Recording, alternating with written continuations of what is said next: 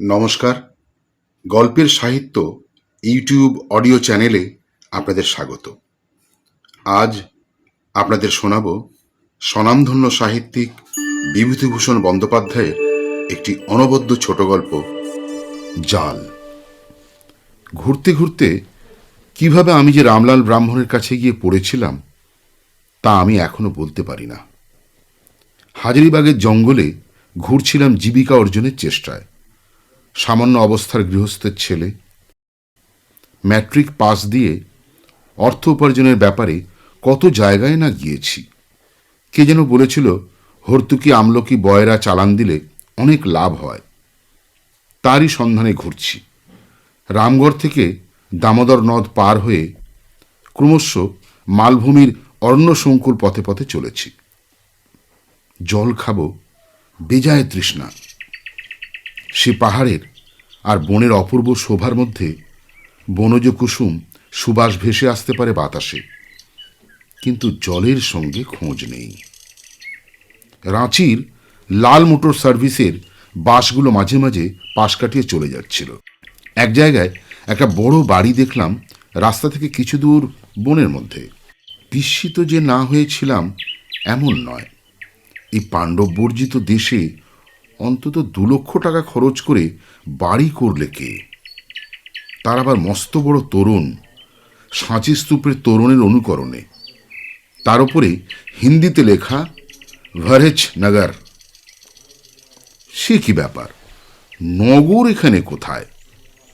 একখানা তো বড় বাড়ি ওই অদূরে শোভা পাচ্ছে। যাগ্গে, আমার তৃষ্ণার জল এক ঘটি পেলেই মিটে গেল। ভরেচ নগরের বিশাল তরুণ অতিক্রম করে প্রশস্ত রাজপথে পদচারণা করতে করতে প্রাসাদের মর্মরখচিত প্রশস্ত অলিন্দে গিয়ে সোজা উঠে পড়ি। এত বড় নগরীতে জনসমাগম তেমন যে খুব বিপুল তা নয়। এ পর্যন্ত পুড়িয়ে খেতে একটি প্রাণীর সঙ্গেও সাক্ষাৎ হয়নি। এখন দেখছি ওই যে একটু বুড়ো মতো মানুষ বৈঠকখানায় বসে আছে বটে। দরজার কাছে দাঁড়িয়ে বললাম, থোড়া জল পিনে মাংতা। বৃদ্ধ লোকটি আমার দিকে চেয়ে দেখেই ব্যস্ত হয়ে উঠল। ও, आप पानी पियेंगे? ए भगीरथ, इधर आओ। आप आइए आइए बैठिए। आप বাঙালি? আসুন আসুন, বসেন। আমার বড় বাজারে কারবার ছিল, বাংলা জানি, বসেন। এইভাবে রামলাল ব্রাহ্মণের সঙ্গে আমার প্রথম পরিচয়। ए भगीरथ, थोड़ा पानी तो आगे पिलाओ बाबूजी को। चा खान? आगे हैं। ए भगीरथ, সাবিত্রীকে বলো চা বানানে কে লিয়ে।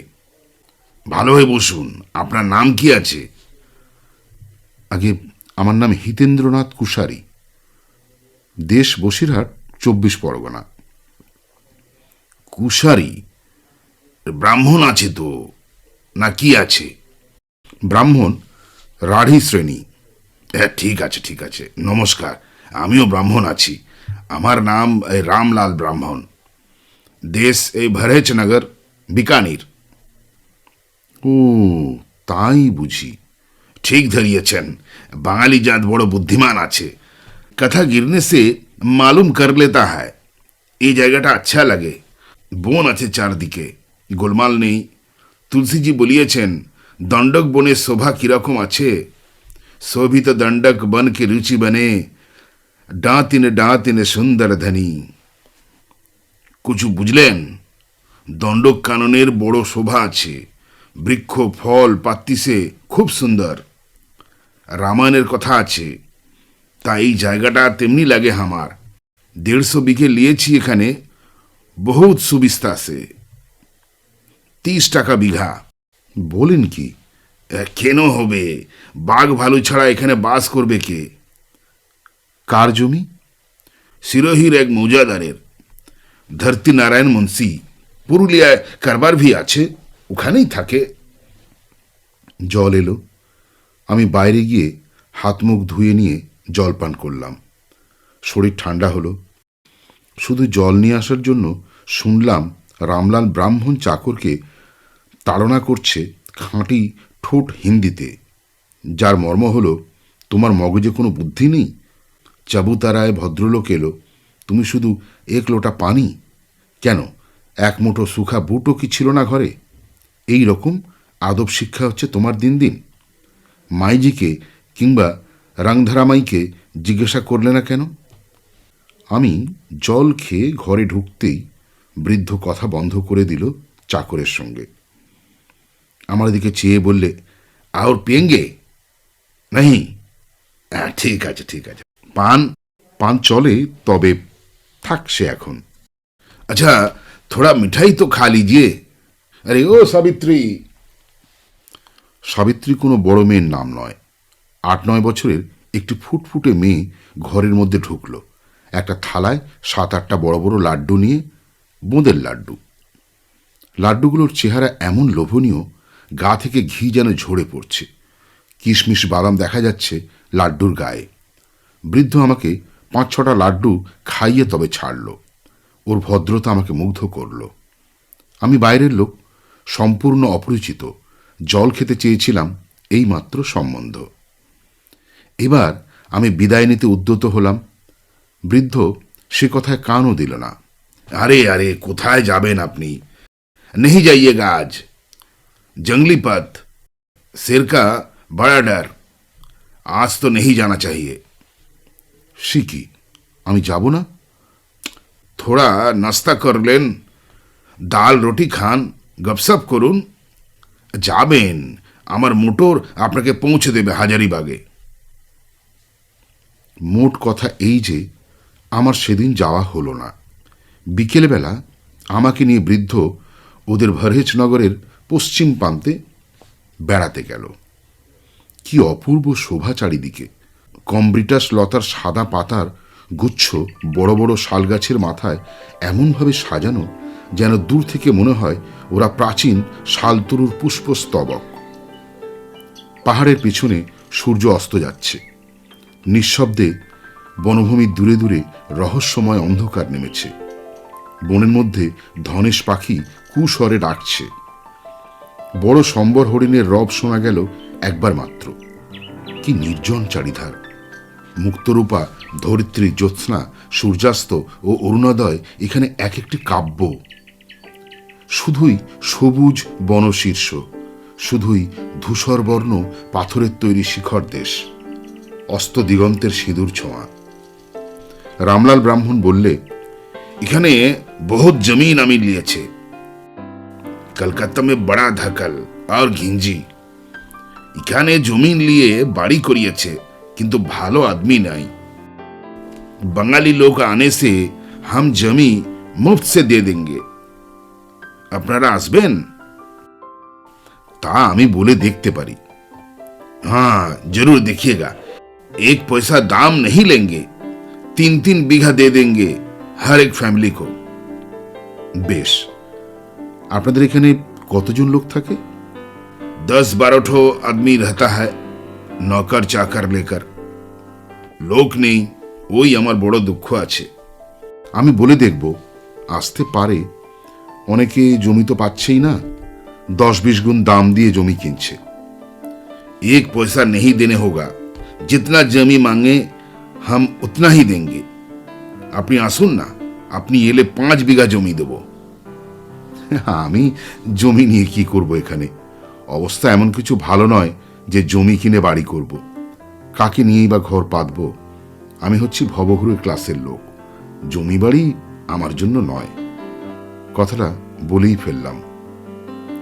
বৃদ্ধ বললে, আপনি শাদি করেননি? না। ঘর মে কোন হ্যায়?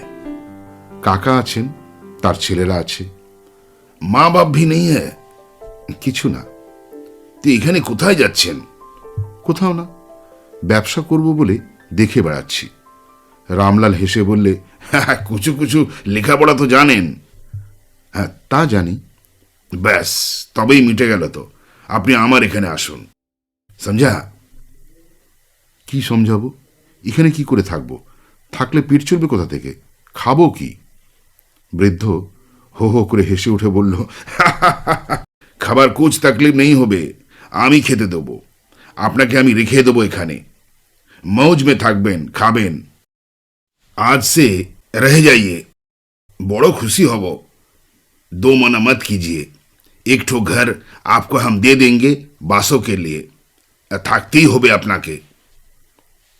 ভবঘুরে আমি সেই দিন থেকে ভরহেজ নগরে স্থায়ী নাগরিক হয়ে পড়লাম।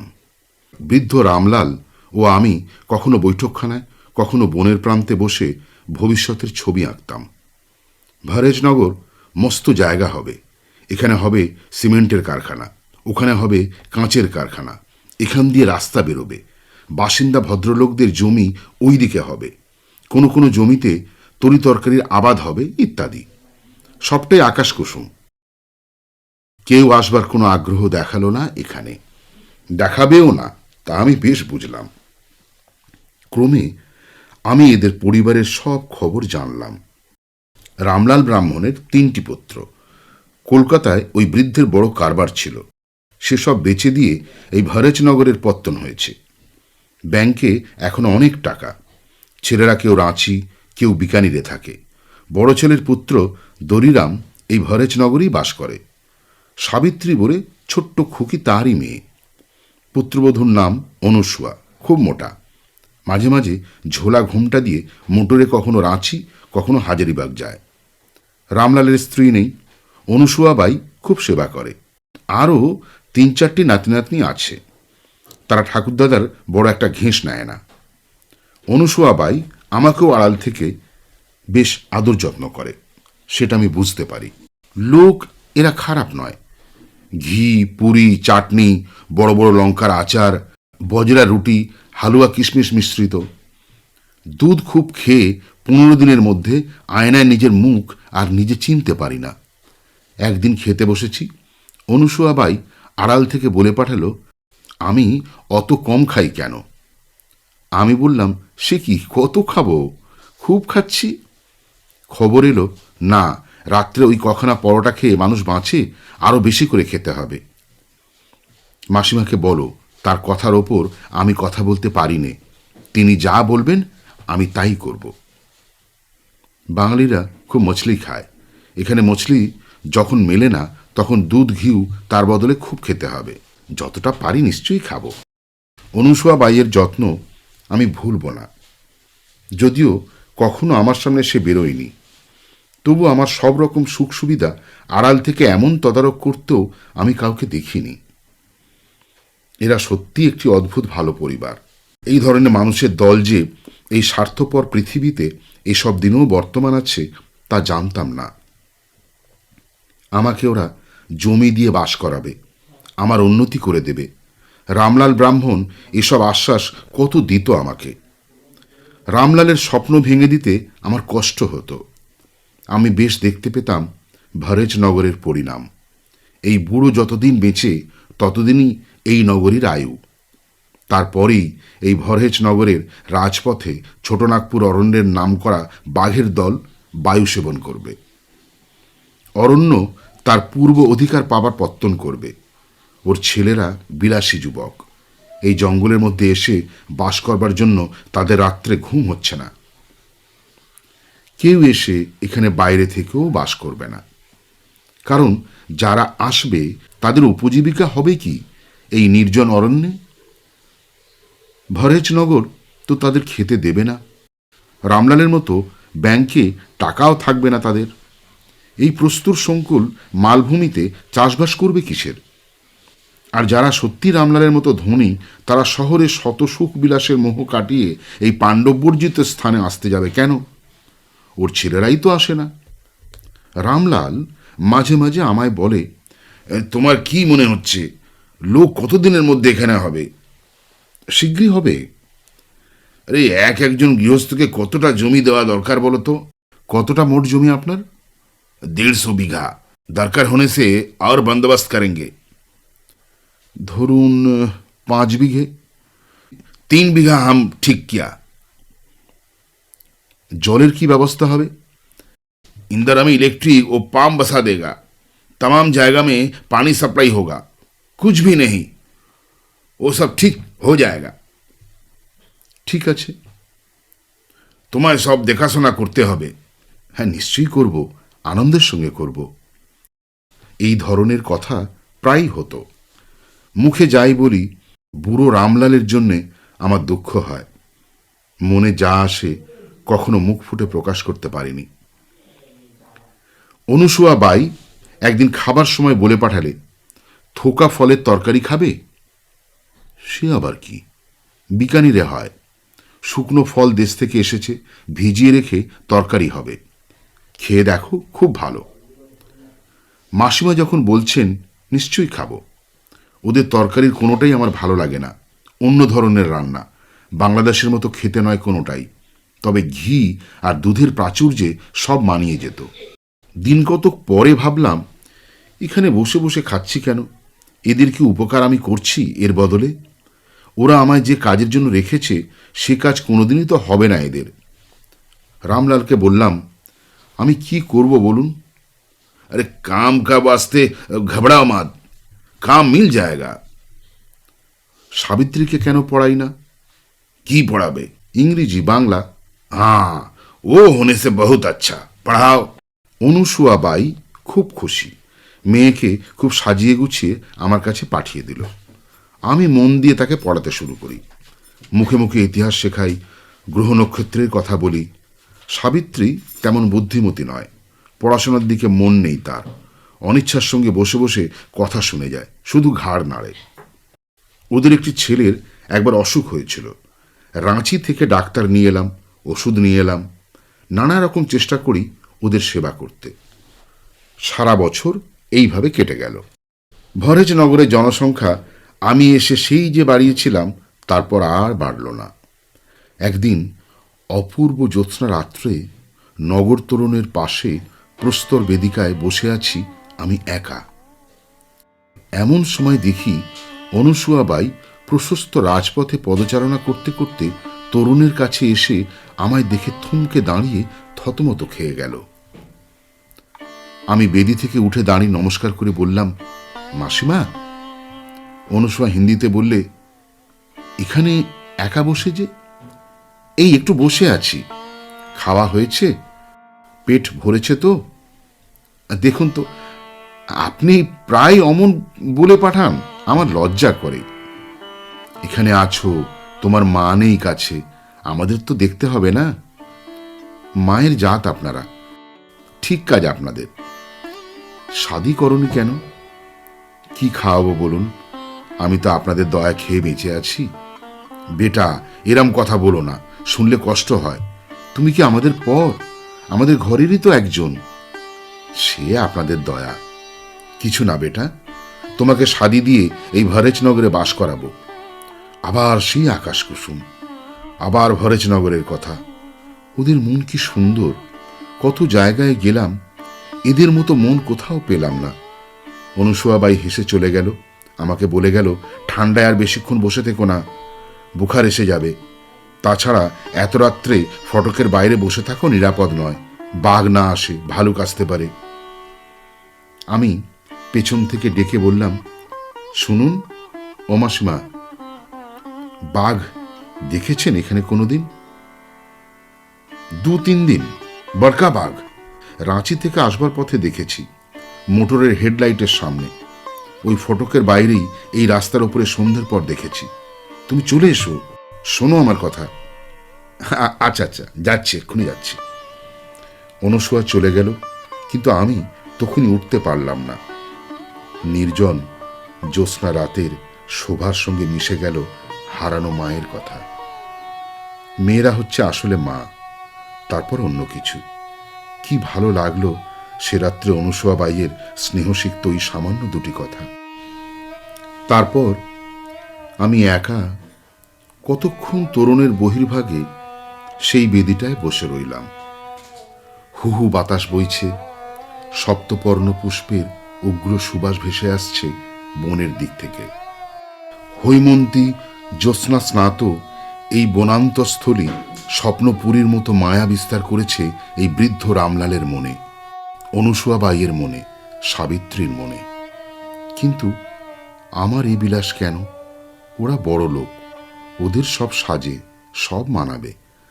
আমি এখানে পড়ে থাকবো ওদের মায়ায়, ভরেজনগরের নাগরিকত্বের অধিকার নিয়ে। তাতে কি আমার পেট ভরবে?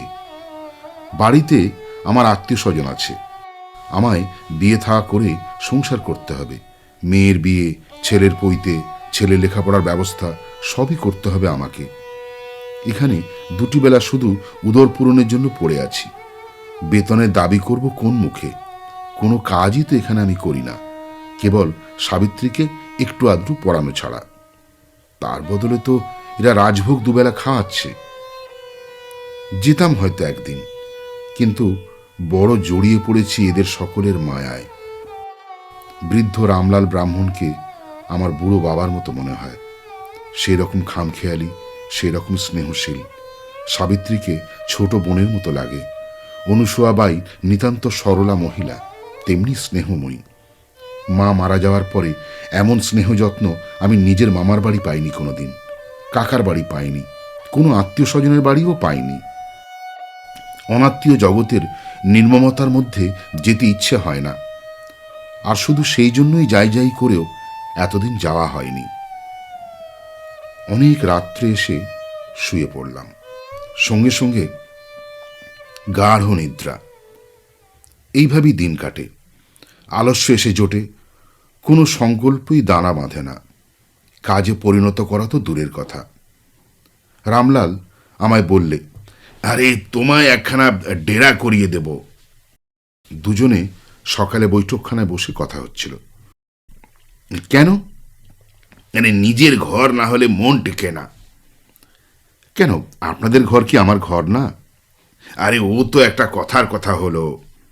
মোটেই কথার কথা নয়, আমি তাই ভাবি। সে তো বহুত আচ্ছা, তাহলে একটু শাদি করিয়ে আনো।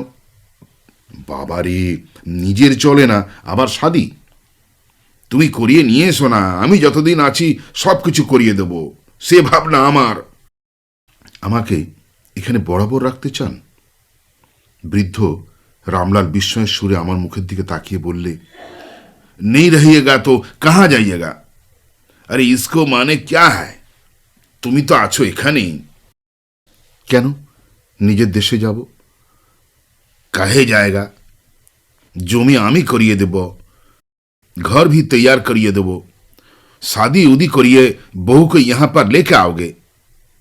সে বেশ মজার কথা। जो कुछ बात बोलबो तो मजा का कथा छोड़कर दूसरा तरह बात मुख थी बाहर नहीं होबे। कितना रोज तुम यहां पर है? 2 বছর হবে সামনের ফাল্গুন মাসে। बस तब तो হইয়ে গেল, তুমি আমাদের আদমি বন গেল। 2 বছর যখন এখানে থাকা করিয়েছে তখন তোমাকে এখানে ঘর বানানে পড়েগা, शादी भी करने पड़ेगा। কথা শেষ করেই বৃদ্ধ রামলাল খিলখিল শব্দে হেসেই খুন। এও একটি আস্ত পাগল, বাইরের জগতের কোনো সন্ধান রাখে না। নিজের মধ্যেই আত্মসম্পূর্ণ হয়ে বেশ একটি মায়ার নীড় রচনা করে উর্ণ নাভের মতো তার কেন্দ্রেই বসে আছে। কি চমৎকার, কি সুন্দর চালটি বুনেছে! না, বড় ভালো এরা। সে ফাল্গুন মাসও কেটে গেল। সেই জনহীন মালভূমির বনে বনে পলাশের ফুল আগুনের বন্যা নিয়ে এলো, মহুয়া ফুল নিয়ে এলো মাতাল মধুর বন্যা। কুর্চি আর করন্ধা নিয়ে এলো সুগন্ধের বন্যা। অথচ কেউ দেখল না সেই অপরূপ ঋতু উৎসব, কোনো দিকে তার খবর গেল না। খানিকটা দেখল বুড়ো রামলাল, আওড়ায় রামচরিত মানস থেকে সৌভিক দণ্ডক কি রুচিবাণী। আরও বেশি খানিকটা দেখলুম আমি। কিন্তু সেই বসন্তে যেমন প্রাণ চঞ্চল হলো, মনও উতলা হলো আমার। চলে যেতে হবে এখান থেকে আমাকে। আমি বুড়ো রামলাল নই, অনুসূয়া বাইয়ের মতো বড় লোকের বউ নই। আমার ভবিষ্যৎ আছে। এখানে যতই ভালো লাগুক, আমার ভবিষ্যৎ নষ্ট হবে এখানে থাকলে। অনুসূয়া বাই আমাকে বলে পাঠালে তার সঙ্গে মোটরের আঁচিতে যেতে হবে। এর আগেও 2-1 বার হাজারিবাগে গিয়েছি। যেবার সঙ্গে টাকা কড়ি বেশি থাকে সেবারই আমাকে নেয়। এবার ঠিক করলাম রাঁচি গিয়ে পালাবো। তারপর কি কাণ্ডটাই হলো। রাঁচি বড় পোস্টের অফিসের সামনে আমি গা ঢাকা দিলাম। অনুসূয়াবাই তার দেওরের গদিতে গিয়েছে কি কাজে, মোটর ওখানেই ছিল।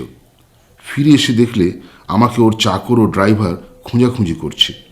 ও ধরে নিল আমি গেঁয়ো লোক, শহরে এসে হারিয়ে গিয়েছি।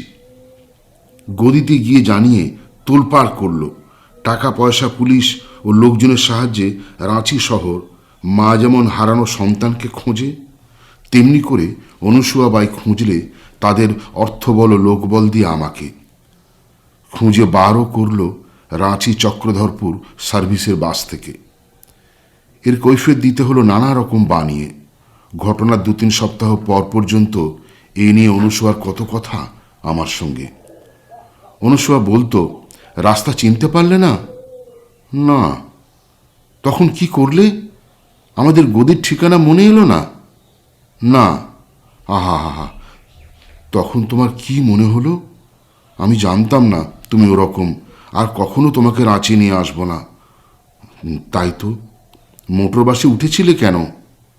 ভাবলাম ভরেচনগরে যাই। ভুল হয়ে গেল সেখানেও।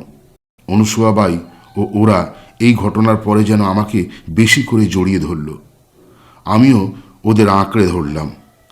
এত যখন ওদের স্নেহ, তখন আর কোথাও ওদের ছেড়ে যাব না। যা ঘটে ঘটুক ভবিষ্যতে, রইলাম এখানেই। বৈশাখ মাসের শেষ। ভীষণ গরমের পর এক পশলা বৃষ্টি হয়ে গেল। কুরচি ফুলের সুবাস ভেসে আসছে বন থেকে। রামলাল আমায় ডাকিয়ে বললে, पेट में थोड़ा दर्द उठा है, देखो तो इधर इधर आकर। রামলালের মুখ চোখের অবস্থা যেন কেমন কেমন। রাত্রে কিছু খেতে বারণ করলাম। বুড়ো বয়সের অসুখ, ক্রমেই পেটের ব্যথার বৃদ্ধি, তার সঙ্গে জ্বর। সে রাত্রে বুড়ো আমায় বললে, बेटा তুমি এখানে রইলে সব ভার তোমার ওপর। এই জায়গাতে লোক বসাবে, বড় সুন্দর জায়গা এটা, তোমরা ছেড়ো না। আপনি মনে ভয় পাচ্ছেন কেন? অসুখ সেরে যাবে। আমি রাঁচি চলে যাচ্ছি এক্ষুনি, ডাক্তার নিয়ে আসছি। ও সব বাত छोड़ो, আমার বড় সুখ चैन से দিন बीत गया है এই বনের মধ্যে। তুলসীজি বলিয়েছেন, সবিত দণ্ডকে কি রেচিবানি। আচ্ছা আচ্ছা, থাক থাক ওসব কথা। এখন আমাকে ডাক্তার আনতে যেতে হবে। শেষ রাত্রে রামলাল শেষ নিঃশ্বাস ত্যাগ করল। কথা বন্ধ হয়ে গিয়েছিল মৃত্যুর 2 ঘন্টা আগে, নয়তো ও ঠিক ভরেচনগরের কথাই বলতো। এর পরের কথা খুব সংক্ষিপ্ত। অনুসূয়ার স্বামী এসে এদের নিয়ে গেল। অত বড় বাড়িতে চাকর বাকর ছাড়া কেউ রইল না।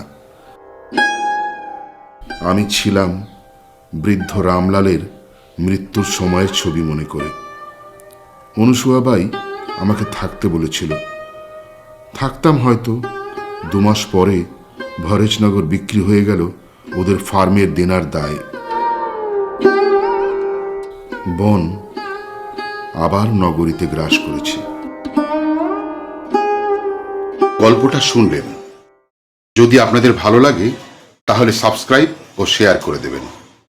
আপনার একটি সাবস্ক্রাইব আমাকে উৎসাহিত করবে আরও নতুন গল্প শোনানো।